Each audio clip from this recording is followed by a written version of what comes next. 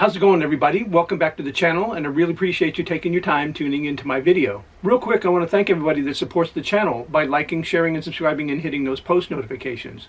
I really do appreciate it. I found this article today, and I thought I would share it with you. But remember, it's coming from the ATF, so take it with a grain of salt. The first sweeping federal gun crime report in 20 years has been released.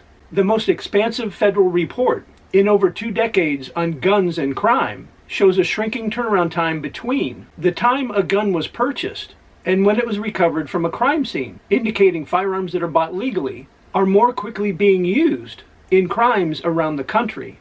It also documents a spike in the use of conversion devices to make a semi-automatic weapon fire like a machine gun, along with the growing seizure of so-called ghost guns, which are privately made firearms that are hard to trace. The report comes as the nation grapples with a rise in violent crime, particularly from guns. Much of the data from the ATF report hasn't been widely available before, and its release is aimed at helping police and policymakers to reduce gun violence, said our friend Steven Dettelbach.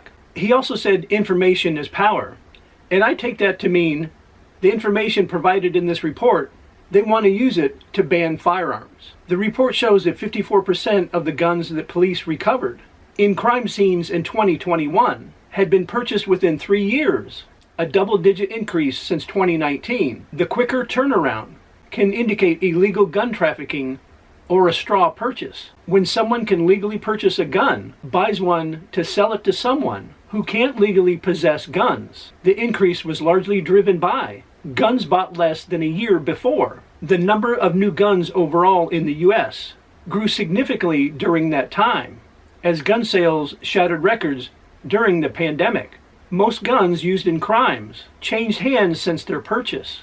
It also found that Deputy Attorney General Lisa Monaco called an epidemic of stolen guns. More than 1 million firearms were reported stolen between 2017 and 2021. Almost all of those, 96%, were from private individuals.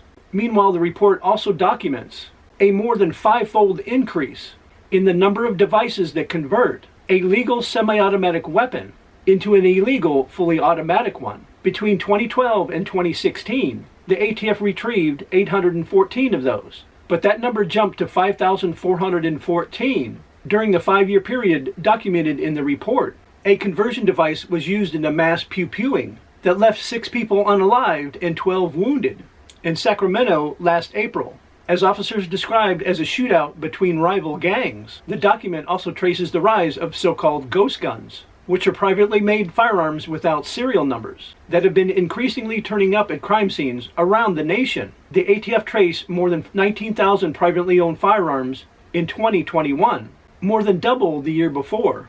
That jump is the result in part of the agency encouraging police to send in the weapons to be traced, even though they typically haven't yielded as much information as typical firearms. The weapons do have unique ballistics and other characteristics that can be useful for investigators. The report came after Attorney General Merrick Garland told the ATF to produce the first comprehensive study of criminal gun trafficking in more than 20 years.